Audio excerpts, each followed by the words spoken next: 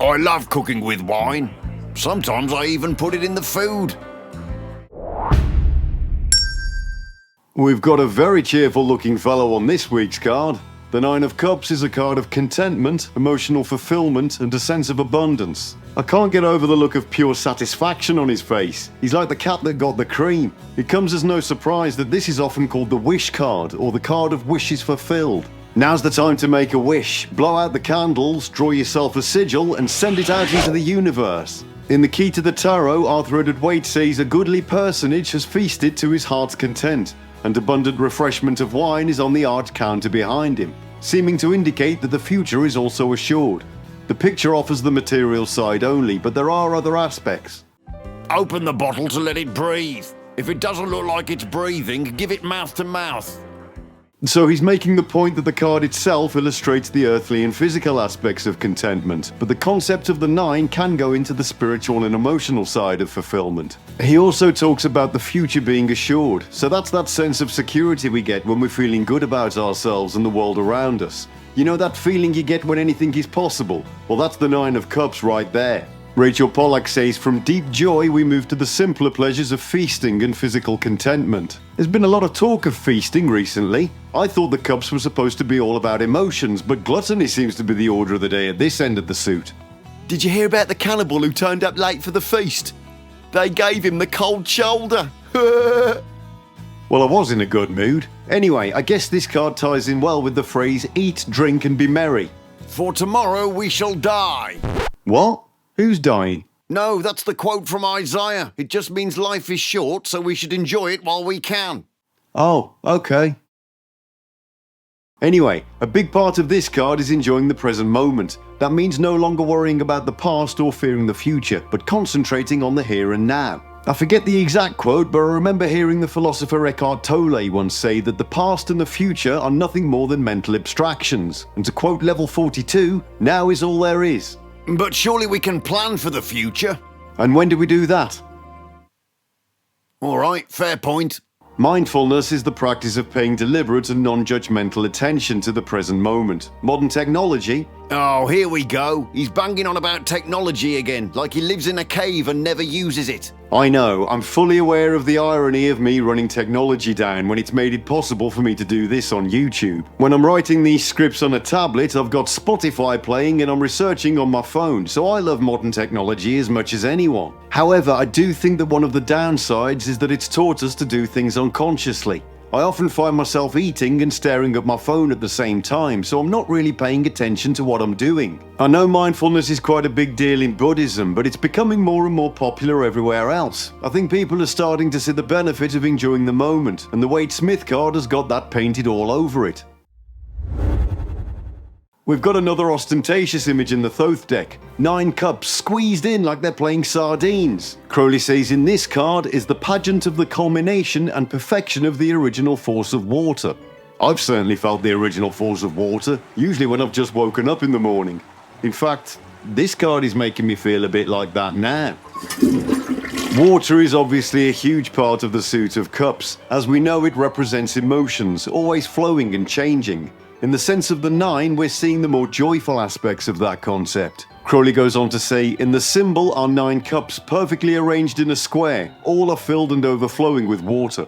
It is the most complete and most beneficent aspect of the force of water. Look at that! Even Crowley himself is happy about this one. Maybe that's why Lady Frida Harris went for deep purple cups and a lampshade aesthetic on the lotuses. It's certainly a very busy looking card. There's plenty going on. Milo Duquette says the whole image is one of voluptuous, surreal Victorian clutter. There is hardly room for the symbols of Jupiter and Pisces at the top and bottom of the card. If you look closely, you can just about make them out. At first I thought they were crushed ants, but no, it's definitely Jupiter and Pisces tucked away in there.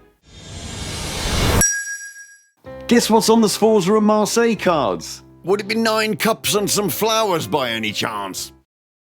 Have you been peeking? The Solar Busker card? Is that like a half man, half fish? Or half dragon? Well, wherever he is, he cannot get enough of those cups. Look at them, they're all over the place. Why are you looking at it on your phone? Haven't you brought the deck? It cost £40. Oh, come on. The channel's monetised now. You should be able to afford that. I'm getting like $1.50 a day, and I've already spent that on a coffee. Are you taking this seriously or not? Alright, I'll save up for it. I should jolly well hope so. Here we see man 1 particularly close to the universal 4. Do we? Yes, we do. Right, if you say so. The Hermetic title for the Nine of Cups is Lord of Material Happiness. I don't think we could ask for a more appropriate image of material happiness than the one we see on the Waite-Smith card. A very satisfied looking fella sitting with his arms crossed in front of his cups. To be fair, I think I'd be looking pretty satisfied if I had 9 cups of wine lined up. The other title for the card is simply happiness. A penis? I didn't think it was that kind of channel. No, happiness, as in happy. Something that's in short supply. Anyway, remember when Waite said the picture offers the material side only, but there are other aspects? So we can see the material side clearly enough. The guy's got a load of wine and he's about to get hammered. Who wouldn't be happy? I'd imagine the other aspects he's referring to would be the deeper ideas of happiness, what's sometimes called authentic happiness that doesn't rely on copious amounts of wine. A deep resounding joy that comes from within. Personally, I think there are other cards that do a better job of illustrating that idea. Happiness can be as simple as just feeling secure, and I think that's what this card is all about. He's got his booze, he's got his fancy red hat and socks on, and now he's feeling pretty good about himself. I love you so much. I don't know how I could ever live without you. Is that you or the wine talking? Will you shut up? I'm talking to the wine. The Nine of Cups corresponds to the Pisces zodiac sign and is ruled by the planet Jupiter. The cosmic fishes are swimming around Jupiter this time. Did you know that Jupiter has 64 moons? Blimey, they must get a lot of werewolves. Anyway, Pisces is the final sign on the zodiac wheel and represents boundlessness. Jupiter is the expansive planet that increases our knowledge and awareness, so when we put those two together, we get a combination that is absolutely huge. This fits well with the idea of material abundance that we see in the Nine of Cups. Milo Duquette says this is one of the best cards in the deck. Pisces, being the mutable sign of water, tends to stabilize the element. Jupiter in Pisces celebrities include Spicy Girl Victoria Beckham, Bloodsucker Robert Pattinson, and Befouler of Bed Sheets Amber Heard. The Nine of Cups resides in the world of Briar and sits at the 9th Sephira of Yesod, on the pillar of mildness.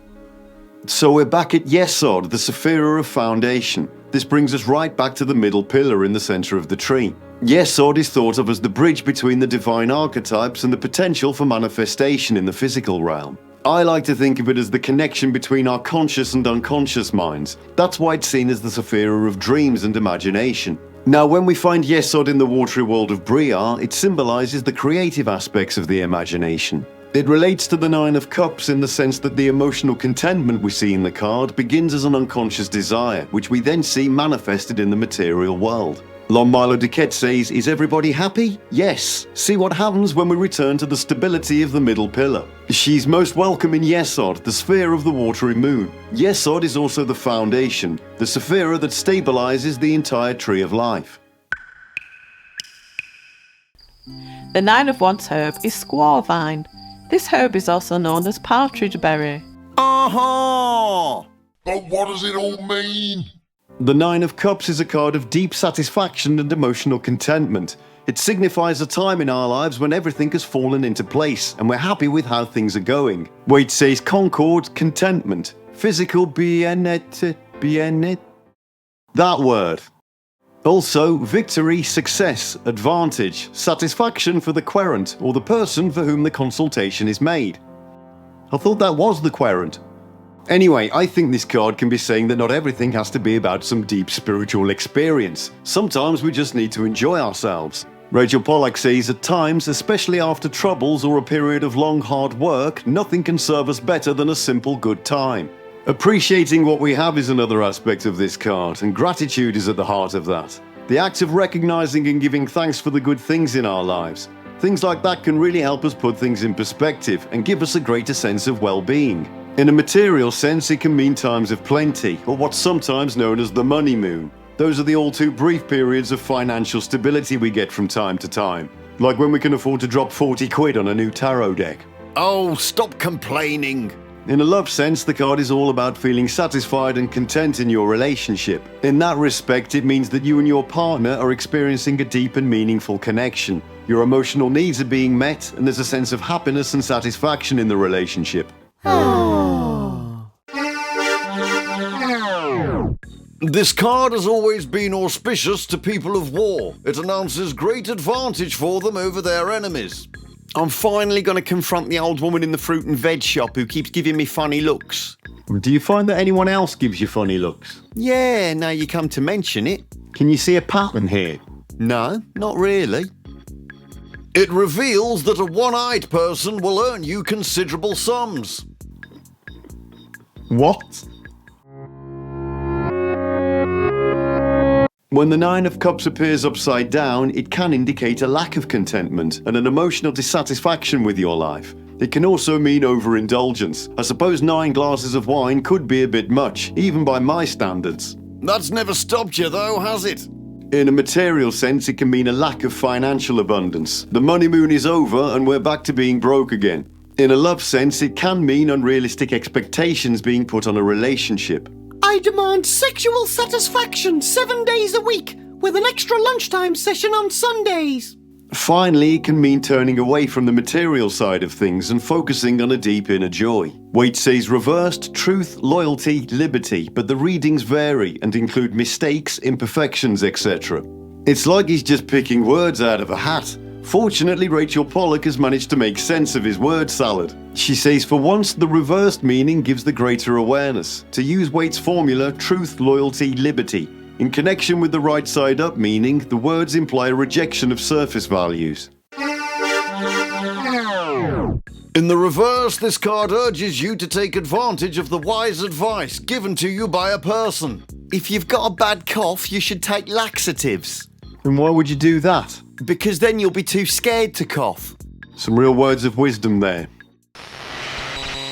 The big takeaway for the Nine of Cups is contentment, emotional fulfillment, and appreciating our lives. When we live with gratitude for what we've got, it changes our perspective on the world. Can I do the quote this week? Yeah, okay, why not? St. Gary of Smethwick once said, "Always be grateful." Is that it? Yeah. It's very profound. Thank you very much. Do you mind if I do one? Go for it. Irving Berlin once said, "Got no checkbooks, got no banks. Still I'd like to express my thanks. I've got the sun in the morning and the moon at night." Mine was better. Of course it was. Thank you for listening to the deranged ramblings of the clinically insane. May the coming days bring you satisfaction and the contentment to like this video and subscribe to our channel. Until next time.